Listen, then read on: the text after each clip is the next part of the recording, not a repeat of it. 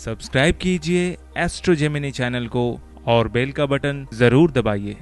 अगर आपके पास कोई भी सवाल हो या कोई भी प्रश्न आपको मुझसे पूछना हो तो आप कॉल मी ऐप के थ्रू कॉल करके पूछ सकते हैं।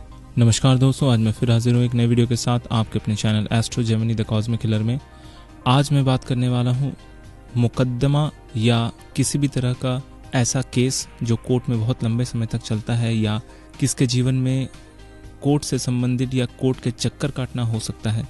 ये हाथ की रेखाओं से जाना जा सकता है और उसके क्या क्या लक्षण हैं वो बताऊंगा। साथ में ये भी बताऊंगा कि किस व्यक्ति को उधार देना चाहिए और उधार देने के बाद जो है आपको रिकवरी कितने दिनों में होती है या कितना समय उसमें लगता है। तो सबसे पहले ड्रॉ कर लेते हैं मुख्य रेखाओं को। हृदय रेखा, जीवन रेखा और मस्तिष्क रेखा। तो यहाँ पर सबसे पहला होता है मुकद्दमा।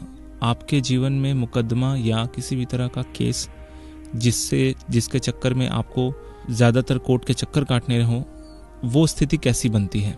आक्रामक जो मंगल है, ये वाला पोर्शन, अंदरूनी मंगल का ये वाला पोर्शन, यहाँ से अगर कोई रेखा इस तरह से निकलकर जीवन रेखा को काटकर मस्तिष्क रेखा को काटकर ऊपर की ओर उठ जा रही हो, तो ऐसे व्यक्ति के जीवन में केस या मुकदमा लगना लाजमी है, होता ही है।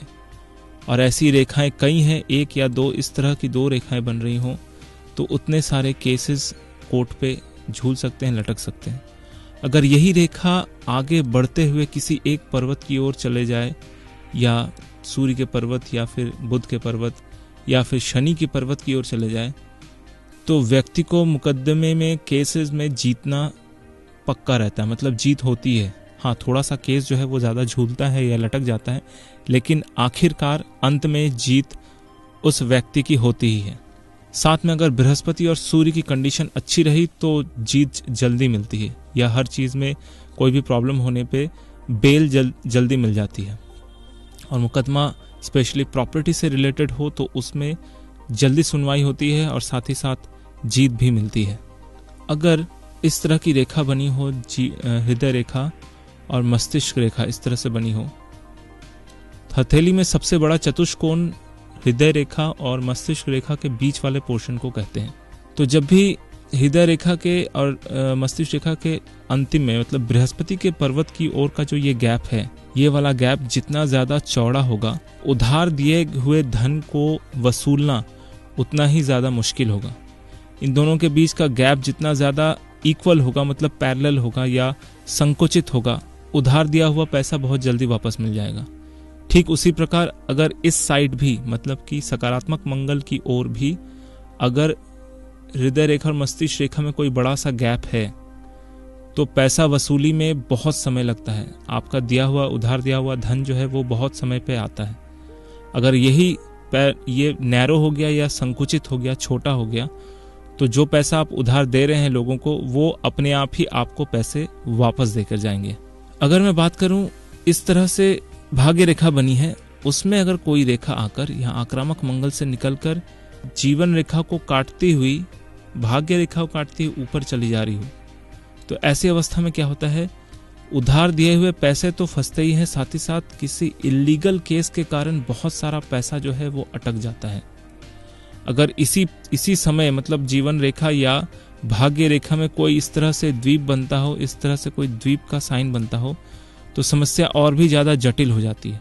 कई बार लोग जो है दोस्ती यारी के चक्कर में विश्वास के ऊपर बहुत सारा पैसा दे देते हैं, लेकिन उसको रिकवर करना बहुत ज्यादा मुश्किल होता है। और सबसे मजे की बात यह होती है कि ये सब घटनाएं अक्सर या तो शनि की 7.5 में होती है या फिर शनि के 2.5 में होती है। मतलब वो कंडीशन, जीवन का वो कंडीशन ऐसा होता है कि हाथ में रेखा भी जिस समय बनती है उसी समय कुंडली में दशाएं भी एक रूप होती है, तभी जाकर ये एक नेगेटिव कंडीशन बनता है आपके जीवन में। तो आपके हथेलियों को जरूर अच्छे तरीके से देखिए कि इस तरह कोई रेखा बनती है कि नहीं, क्योंकि व्यक्ति को अगर अपने हाथ के विषय में, रेखाओं के विषय में थोड़ी बहुत नॉलेज है तो अपने कर्म को उस हिसाब से आगे करते हुए आगे बढ़ेगा, जिससे जो है नुकसान आपको कम हो। और ये उधार दिए हुए पैसे से छुटकारा पाने के लिए सबसे पहले लक्ष्मी धन प्राप्ति मंत्र या फिर लक्ष्मी महालक्ष्मी जो जप है उसको कर सकते हैं। उसका एक वीडियो मैंने बनाया है अलग से, लक्ष्मी प्राप्ति के लिए कौन सा मंत्र जप करना है, वो वीडियो आप देख सकते हैं। मैं लिंक टिप्स डिस्क्रिप्शन में दे दूंगा। और जिन लोगों को केस से संबंधित यानी कि मुकदमे से संबंधित कोई परेशानियां हैं या हाथ में बन रही है और मुकदमा केस पे लटका हुआ है, तो बगलामुखी का जाप, बगलामुखी का जो यज्ञ करवाया जाता है, पूजा करवाई जाती है माँ बगलामुखी के ऊपर, उस यज्ञ हवन पूजन को करवाइए। उससे शत्रु में विजय यानी कि मुकदमे में विजय अवश्य ही मिलती है। तो ये छोटे छोटे उपाय हैं, इसको अगर आप फॉलो कर सकें तो आपके जीवन में जो भी समस्याएं हैं मुकदमे से रिलेटेड या धन वसूली से रिलेटेड, उसमें कमी आएगी और साथ ही साथ उसका उपाय बहुत जल्दी ही मिल जाएगा। तो दोस्तों, ये था उधार दिए हुए धन के विषय में, और आपके जीवन में मुकदमा या कोर्ट कचहरी का चक्कर लगेगा कि नहीं उस विषय में। आपको मेरा ये वीडियो कैसा लगा कमेंट करें, शेयर करें, लाइक करें, ताकि दूसरे भी इसका फ़ायदा उठा सकें। मेरा ये वीडियो देखने के लिए आपका बहुत बहुत धन्यवाद।